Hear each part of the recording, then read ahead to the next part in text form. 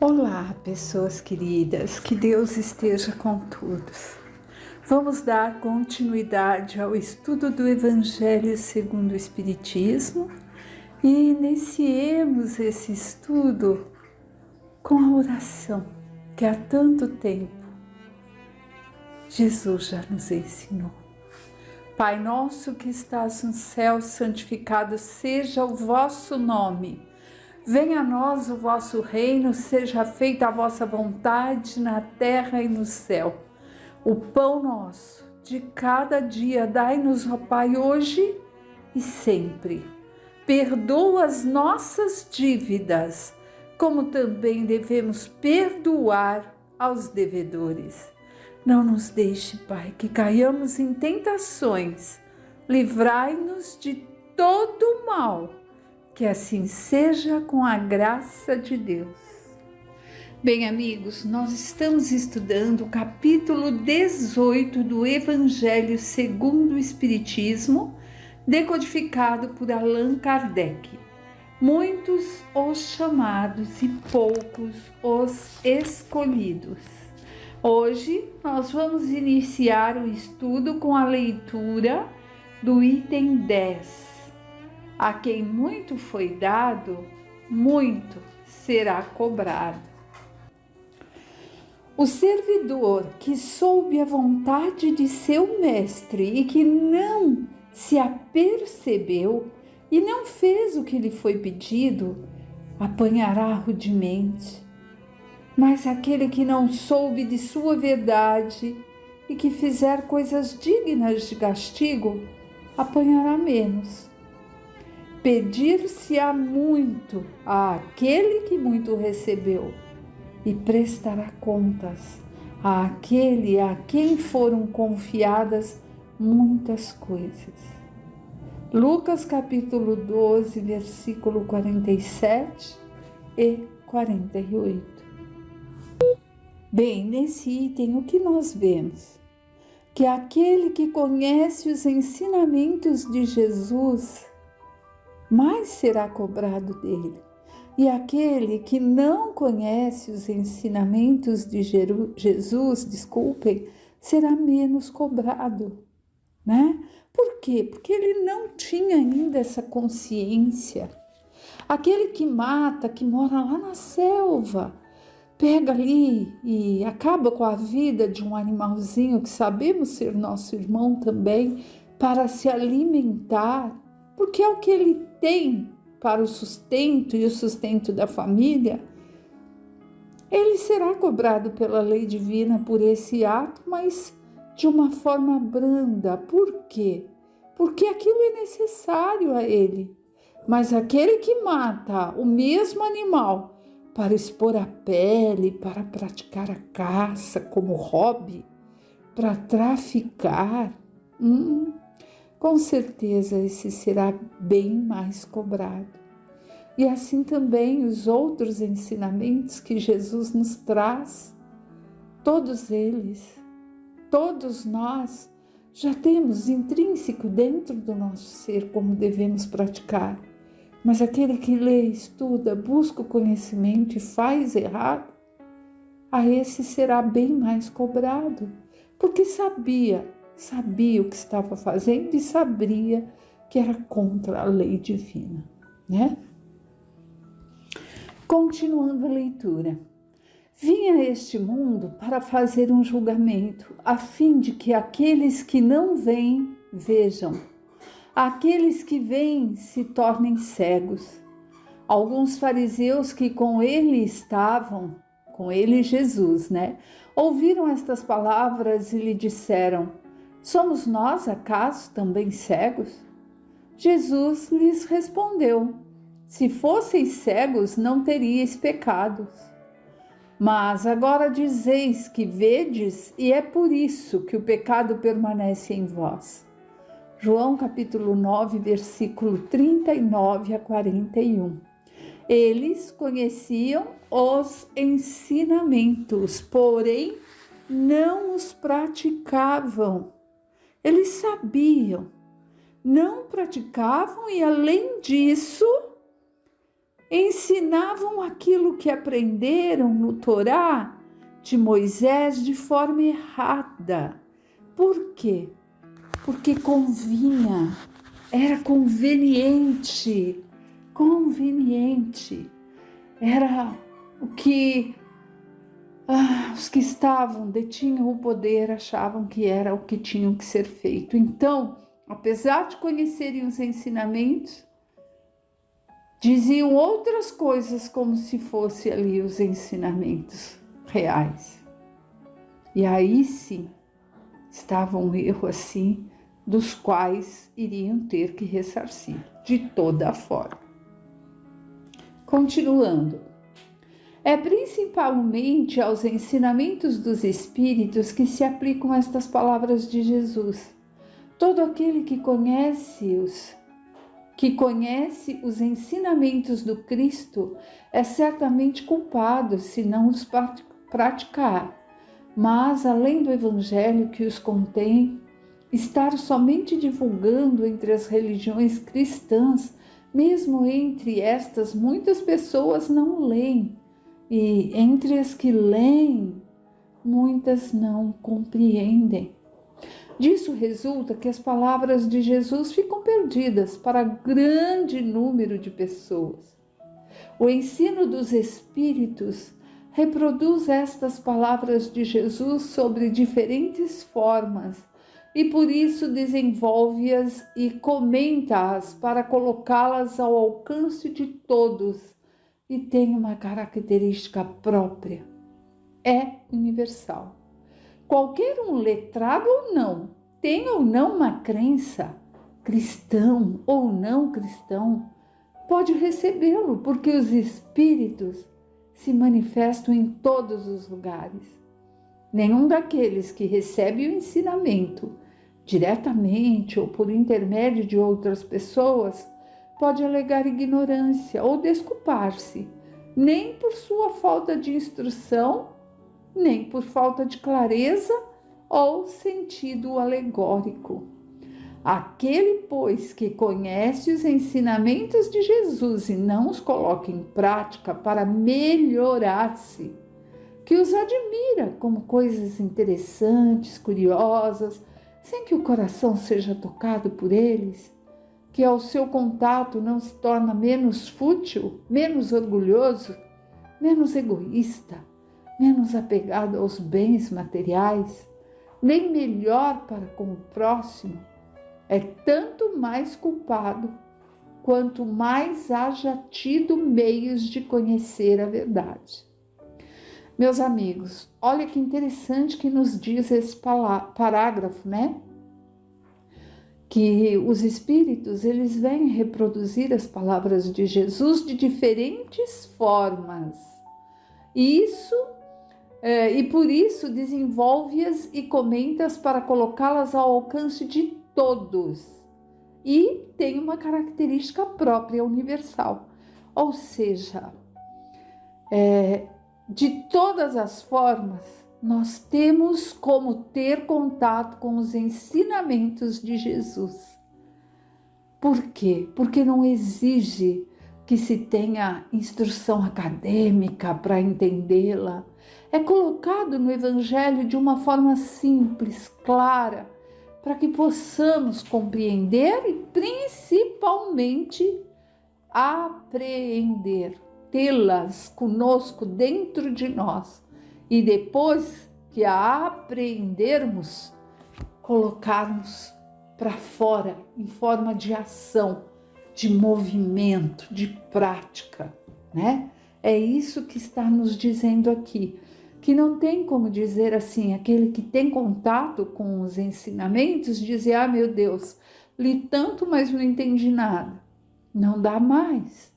Foi colocado, Kardec aqui no Evangelho, segundo o Espiritismo, foi esmiuçando tanto, de uma forma que nós que somos aí os estudantes, né, da espiritualidade, estamos buscando este ensinamento, nós podemos dizer, eu não tive coragem, eu não tive vontade, achei difícil. Problema nosso, nós que vamos responder por isso. Mas dizer que não compreendemos, aí já é bem mais difícil. E continua ainda, vamos ver. Os médios que obtêm boas comunicações são ainda mais repreensíveis se persistirem no mal. Olha o que ele nos coloca aqui, né? É bem o título: a quem mais é dado, mais será cobrado. Então, se esses médiuns que têm essas boas comunicações persistirem no mal, pois muitas vezes escrevem sua própria condenação, e se não fossem cegos pelo orgulho, reconheceriam que é a eles mesmos que os espíritos se dirigem. Por vezes, nós médiuns achamos assim, disse para que fulano que estava do lado aprendesse. Não, comunicação primeiramente é para nós aprendermos a ver onde é que temos ali as nossas falhas, né? E nos melhorarmos. Mas ao invés de tomar para si as lições que escrevem ou que vêm escrever, seu único pensamento é aplicá-la aos outros, confirmando assim estas palavras de Jesus. Vedes um arqueiro no olho do próximo e não vedes a trave no vosso. Ou seja, você vê um cisquinho no olho do outro, mas aquilo que está em nós mesmos, nós camuflamos. Por estas outras palavras, se fosseis cegos, não teríeis pecado. Jesus quer dizer que a culpa existe em razão do conhecimento que se possui. Portanto, os fariseus que tinham a pretensão de ser, e que eram de fato, a parte mais esclarecida da nação, eram mais repreensíveis aos olhos de Deus do que o povo que estava sem esclarecimento e era inculto. O mesmo acontece hoje. Aos espíritas muito será pedido, porque muito receberam, mas àqueles que aproveitarem dos ensinamentos, muito será dado. Olha, presta atenção. Aos espíritas muito será pedido, porque recebemos muitas instruções da espiritualidade, dos livros, desses psicógrafos maravilhosos que transcreveram ensinamentos e histórias assim, para que pudéssemos entender. Então seremos bem cobrados, mas aqueles que aproveitarem, muito será dado. Que sejamos, um desses que possamos aproveitar. O primeiro pensamento de todo espírita sincero deve ser o de procurar, nos conselhos dados pelos espíritos, se não há algo que lhes diga a respeito. O Espiritismo vem multiplicar o número de chamados. Pela fé que proporciona, multiplicará também o número de escolhidos. Ou seja, nós temos a chance de sermos, sim, seres de bem, seres melhorados, buscando a evolução. Se procurarmos, vermos nos trabalhos que fazemos nas casas espíritas sérias, de palestras, de estudos, de psicofonia, psicografia, o que dali podemos tirar para que aprendamos cada vez mais. Certo? Instruções dos espíritos. Será dado àquele que tem. Um espírito amigo, Bordeaux, 1862. Seus discípulos, se aproximando, lhe disseram: por que falais por parábolas? E lhe respondendo disse: é porque vos foi permitido conhecer o reino dos céus, mas quanto a eles não lhes foi permitido. Pois a todo aquele que já tem será dado ainda mais e ficará na abundância, mas daquele que nada tem será retirado até mesmo o que tem. Eis porque falo por parábolas, porque ao ver nada veem, ao ouvir nada entendem, nem compreendem. E a profecia de Isaías nele se cumpre quando disse: escutareis com vossos ouvidos e não entendereis, Olhareis com vossos olhos e não vereis. Mateus, capítulo 13, versículo de 10 a 14. Prestai atenção ao que ouvis. Com a medida com que medirdes, medir-vos-ão a vós, e ainda darão de acréscimo. Porque a quem tem, dar-se-lhe-á, mas a quem não tem, tirar-se-lhe-á ainda aquilo que possui. Marcos, capítulo 4, versículo 24 e 25. Dá-se àquele que tem e retira-se daquele que não tem. Meditai sobre este grande ensinamento que muitas vezes parece contraditório. Aquele que recebeu é aquele que possui o sentido da palavra divina. Recebeu porque tentou tornar-se digno disso e porque o Senhor, em seu amor misericordioso, encoraja-lhe os esforços que tendem para o bem. Estes esforços contínuos, perseverantes, atraem as graças do Senhor. São como o ímã que atraem as melhoras progressivas, as graças abundantes que vos tornam fortes para subir a montanha sagrada, no cume da qual se encontra o repouso após o trabalho. Tira-se daquele que nada tem, ou tem pouco. Tomai isso como ensinamento figurado.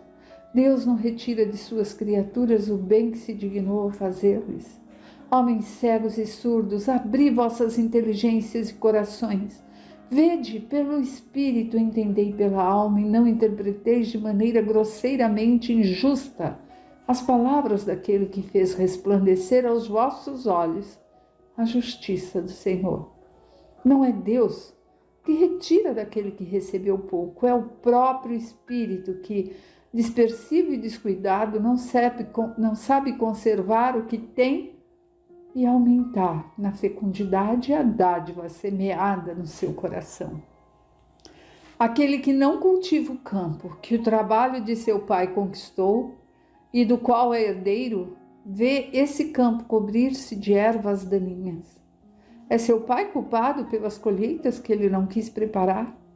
Se deixou esses grãos destinados ao produzir nesse campo morrerem por falta de cuidado, deve acusar a seu pai se eles nada produzem? Não.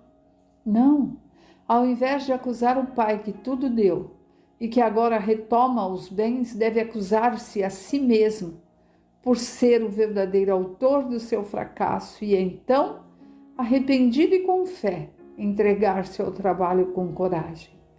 Que prepare o solo estéril pelo esforço da vontade, que o lavre até o coração com a ajuda do arrependimento e esperança, que lance com confiança a semente que tiver escolhido como boa entre as más, que o regue com amor e caridade, e Deus, o Deus do amor e caridade, dará àquele que já tem. Então verá seus esforços coroados de sucessos, e um grão produzir 100, outro 1000. Coragem, trabalhadores, pegai vossas grades e arados, arai vossos corações, arrancai dele o joio, o mal, semeai neles o bom grão, o bem, que o Senhor vos confia, e o orvalho do amor os fará produzir frutos de caridade. Aqui nós vemos, amigos, que Deus não tira aquele que Ele já deu. É o próprio Espírito, a própria consciência que faz com que a pessoa, mesmo que tenha recebido o ensinamento, a dádiva de aprender os ensinamentos, tenha os deixado de lado. Então é a própria pessoa que não os conduz. Por isso essa parábola que é colocada, quando mostra, se o filho recebeu tudo ali do pai, mas deixou o campo ser exterminado, o que havia ali de plantio útil e saudável entre as ervas daninhas, é porque ficou encostado, porque não foi à luta, porque não trabalhou, porque não preparou. E assim também nos ensinamentos que recebemos. Se deixarmos de lado, vão ficando adormecidos, escondidos lá no íntimo. E Nós podemos até passar a encarnação toda, até o final dos dias terrenos e dizer: meu Deus, nossa, não aprendi nada, não recebi nada.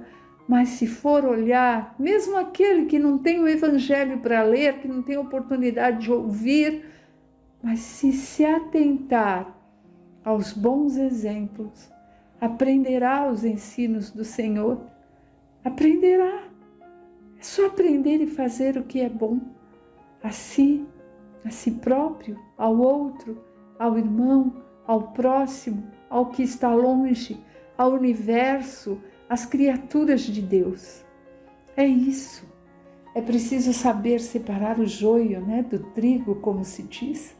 Deixar que aquelas sementinhas más que por vezes nós como encarnados ainda percebemos em nós, do egoísmo, rancor, raiva, orgulho, tirar de nós e praticarmos o lado bom do amor e da caridade. Que sejamos sim esses servos e aprendizes fiéis de Deus Pai e que saibamos frutificar, sermos ali a ação do Evangelho e não só a escuta. Até breve, fiquem com Deus, que Deus abençoe a todos.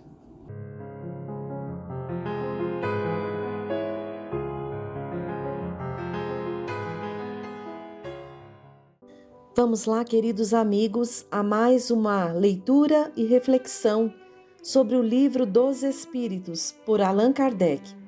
Estamos no livro 2º, Mundo Espírita ou dos Espíritos, capítulo 1 dos Espíritos, item 1, Origem e Natureza dos Espíritos. Kardec faz a pergunta número 76. Como podemos definir os espíritos? Podemos dizer que os espíritos são os seres inteligentes da criação. Eles povoam o universo além do mundo material. Nota de Allan Kardec. A palavra espírito é aqui empregada para designar os seres extracorpóreos e não mais o elemento inteligente universal. Vejam que aqui Kardec deixa claro, para nível de estudo, que ele vai designar espírito como o ser humano desencarnado. Pergunta 77. Os espíritos são seres distintos da divindade? Ou não seriam mais do que emanações ou porções da divindade, por essa razão chamados filhos de Deus? Meu Deus, são sua obra, precisamente como acontece com um homem que faz uma máquina. Esta é obra do homem e não ele mesmo. Sabes, o homem, quando faz uma coisa bela e útil, chama-a sua filha, sua criação. Pois bem, dá-se o mesmo com Deus. Nós somos seus filhos, porque somos sua obra. 78. Os espíritos tiveram princípio ou existem de toda a eternidade como Deus? Se os espíritos não tivessem tido princípio, seriam iguais a Deus. Mas, pelo contrário, são sua criação, submetidos à sua vontade. Deus existe de toda a eternidade. Isso é incontestável. Mas quando e como ele criou, não o sabemos. Podes dizer que não tivemos princípio se com isso entendes que Deus, sendo eterno, deve ter criado sem cessar. Mas, quando e como cada um de nós foi feito, eu te repito, ninguém o sabe. Isso é mistério. Aqui, então, Kardec deixa claro que eterno é apenas Deus, que não teve começo e não terá fim. Nós fomos criados por Deus. Somos imortais, mas tivemos um princípio. Vamos à seguinte questão, 79. Uma vez que há dois elementos gerais do universo, o inteligente e o material, poderíamos dizer que os espíritos são formados do elemento inteligente, como os corpos inertes são formados do material? É evidente. Os espíritos são individualizações do princípio inteligente, como os corpos são individualizações do princípio material. E a maneira dessa formação é que desconhecemos. 80. A criação dos espíritos é permanente ou verificou-se apenas na origem dos tempos? É permanente, o que quer dizer que Deus jamais cessou de criar. Vejam aqui, Kardec refere-se sobre os dois elementos gerais do universo, o inteligente e o material, e coloca aqui que os espíritos são individualizações do princípio inteligente, como os corpos são a individualização do princípio material. Então, quem quiser se aprofundar um pouquinho mais nesse assunto da questão da criação e da evolução do átomo ao arcanjo, o livro Evolução em Dois Mundos, de André Luiz, auxilia bastante, tá bom? Pergunta 81. Os espíritos se formam espontaneamente ou procedem uns dos outros? Deus os criou, como a todas as outras criaturas, pela sua vontade, mas repito ainda uma vez que a sua origem é um mistério. 82. É certo dizer que os espíritos são imateriais?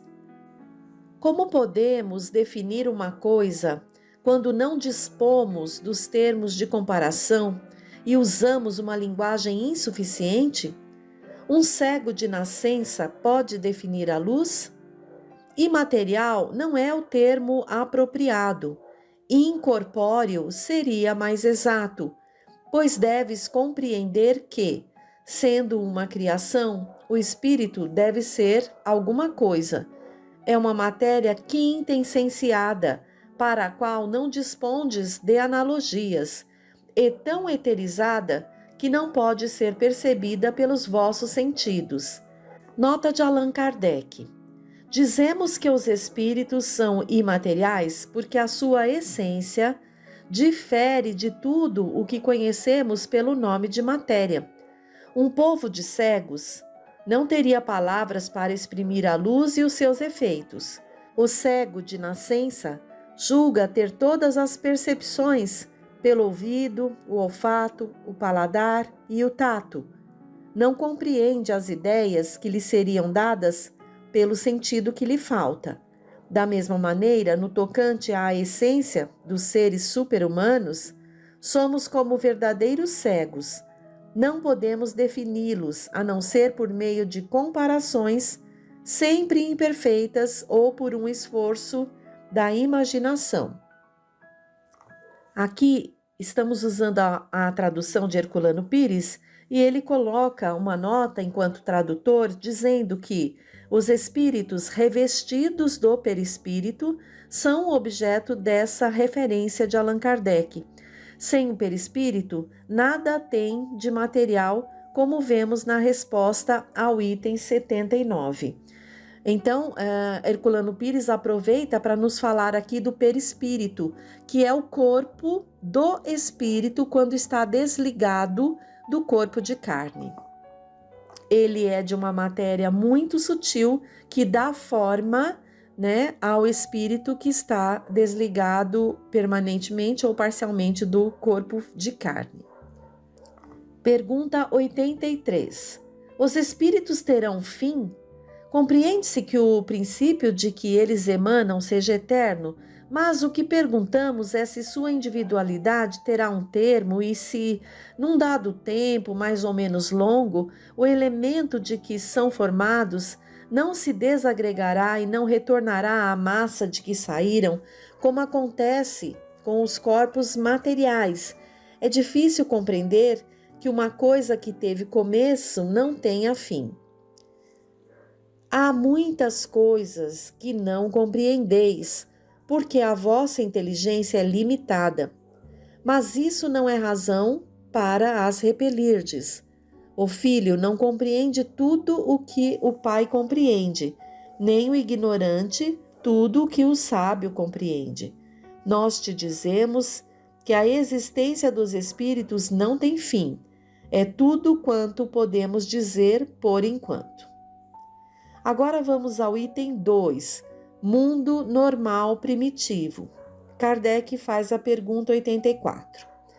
Os espíritos constituem um mundo à parte, além daquele que vemos? Sim, o mundo dos espíritos ou das inteligências incorpóreas. 85. Qual dos dois, o mundo espírita ou o mundo corpóreo, é o principal na ordem das coisas? O mundo espírita.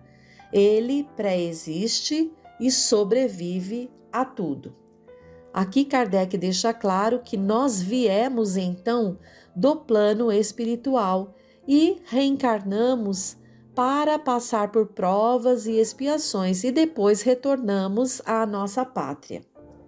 86. Kardec pergunta: o mundo corpóreo poderia deixar de existir ou nunca ter existido, sem com isso alterar a essência do mundo espírita? Sim, eles são independentes e, não obstante, a sua correlação é incessante, porque reagem incessantemente um sobre o outro. 87. Os espíritos ocupam uma região circunscrita e determinada no espaço? Os espíritos estão por toda a parte. Povoam ao infinito os espaços infinitos, aos que estão sem cessar ao vosso lado, observando-vos e atuando sobre vós, sem o saberdes, porque os espíritos são uma das forças da natureza e os instrumentos de que Deus se serve para o cumprimento de seus desígnios providenciais. Mas nem todos vão a toda parte, porque há regiões interditadas aos menos avançados. Então aqui também Kardec nos deixa claro que há uma multidão de espíritos que nos rodeiam e que povoam o espaço. Mas nem todo lugar o espírito pode penetrar, dependendo da sua condição. Se for um espírito muito materializado, ele não consegue acessar os planos superiores, né? E aqui ele comenta conosco que há muitos espíritos em nossa volta que estão conosco, nos observam, nos influenciam. Então, já fica um alerta a todos nós para termos, né, esse cuidado com os nossos pensamentos, que é através do pensamento que fazemos os primeiros vínculos mentais, quando acolhemos uma ideia, podemos ali fazer com que essa ideia aumente também a nossa contribuição. Então devemos estar atentos aos pensamentos que nos vêm e quais são os pensamentos que acolhemos para trabalhar e depois externá-los através da palavra e das ações, porque é assim que nos vinculamos com os espíritos que estão ao nosso lado, é uma questão de sintonia.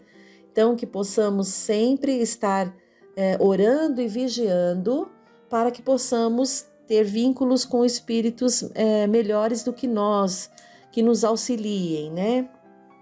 Continuando, item 3, forma e ubiguidade dos espíritos.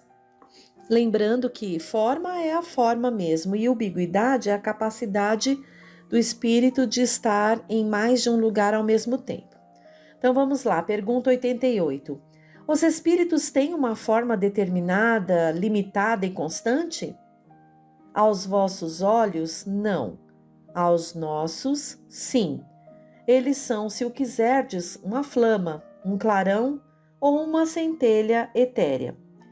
Aqui tem uma nota do tradutor, que é Herculano Pires, e ele diz que todo esse trecho se refere ao espírito puro, desprovido do perispírito. Necessário atentar para essas variações para não confundirmos as explicações. Então, o Herculano Pires reforça que nesse sentido, quando ele coloca que pode ser uma flama, um clarão, ele se refere ao espírito puro, né? E sem o perispírito. Kardec continua perguntando, 88A. Esta flama ou centelha tem alguma cor? Para vós, ela varia do escuro ao brilho do rubi, de acordo com a menor ou maior pureza do espírito. Nota de Allan Kardec. Representam-se ordinariamente os gênios com uma flama ou uma estrela na fronte. É essa uma alegoria que lembra a natureza essencial dos espíritos. Colocam-no no alto da cabeça, por ser ali que se encontra a sede da inteligência. 89. Os espíritos gastam algum tempo para cruzar o espaço? Sim, mas rápidos como o pensamento. 89A. O pensamento não é a própria alma que se transporta? Quando o pensamento está em alguma parte, a alma também o está, pois é a alma que pensa. O pensamento é um atributo. 90. O espírito que se transporta de um lugar a outro tem consciência da distância que percorre e dos espaços que atravessa ou é subitamente transportado para onde deseja ir? Uma e outra coisa. O espírito pode perfeitamente, se o quiser, dar-se conta da distância que atravessa, mas essa distância pode também desaparecer por completo. Isso depende da sua vontade e também da sua natureza, se mais ou menos depurada. 91. A matéria oferece obstáculos aos espíritos? Não, eles penetram tudo. O ar, a terra, as águas, o próprio fogo lhes são igualmente acessíveis. 92. Os espíritos têm o dom da ubiguidade ou, em outras palavras, o mesmo espírito pode dividir-se ou estar ao mesmo tempo em vários pontos? Não pode haver divisão de um espírito, mas cada um deles é um centro que irradia para diferentes lados, e é por isso que parecem estar em muitos lugares ao mesmo tempo. Vês o sol, que não é mais do que um, e não obstante, irradia por toda parte e envia os seus raios até muito longe. Apesar disso, ele não se divide. 92A. Todos os espíritos irradiam com o mesmo poder? Bem longe disso. O poder de irradiação depende do grau de pureza de cada um. Nota de Allan Kardec. Cada espírito é uma unidade indivisível, mas cada um deles pode estender o seu pensamento em diversas direções, sem por isso se dividir. É somente nesse sentido que se deve entender o dom de ubiguidade aos espíritos, como uma fagulha que projeta ao longe a sua claridade e pode ser percebida de todos os pontos do horizonte, como ainda um homem que, sem mudar de lugar e sem se dividir, pode transmitir ordens, sinais e produzir movimentos em diferentes lugares. Muito interessante esse item 3, que fala sobre a forma e ubiguidade dos espíritos, e o alerta que Herculano Pires nos dá aqui, que a princípio eles falam dos espíritos, a Kardec, dos espíritos puros, né? Por isso que eles se referem à forma do espírito como sendo uma flama, um clarão ou uma centelha etérea, né? Mas é claro que vai depender da pureza do espírito, porque depois em seguida se pergunta da cor.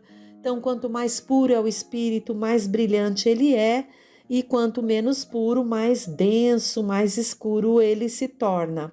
Quanto à questão da velocidade de transporte também, o espírito tem a capacidade de se transportar com a velocidade maior do que a da luz, que é a velocidade do pensamento. Mas isso vai depender também da pureza, do grau de superioridade desse espírito.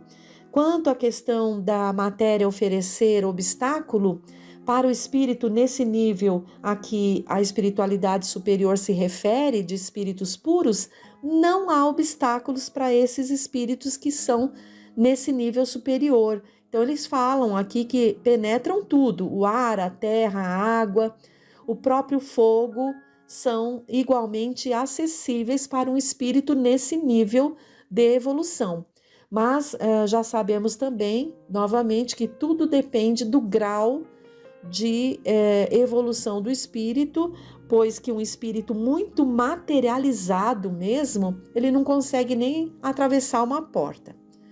Então é bem interessante. E com relação à ambiguidade, muito lindo isso, porque lembramos do próprio Cristo e de todos esses outros espíritos que irradiam e estão presentes onde estivermos, se estivermos ligados com eles, né?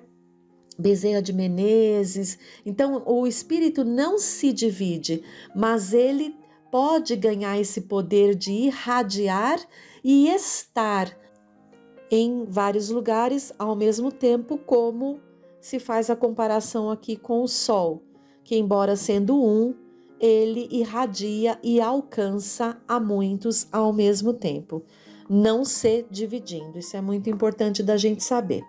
Então, por hoje ficamos por aqui. É um pouco mais do conhecimento maravilhoso sobre o quê? Sobre nós mesmos, criação de Deus.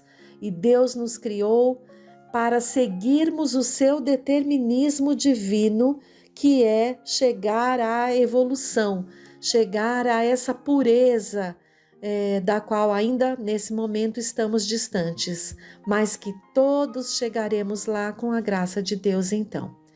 Que a paz de Jesus esteja sempre junto a cada coração.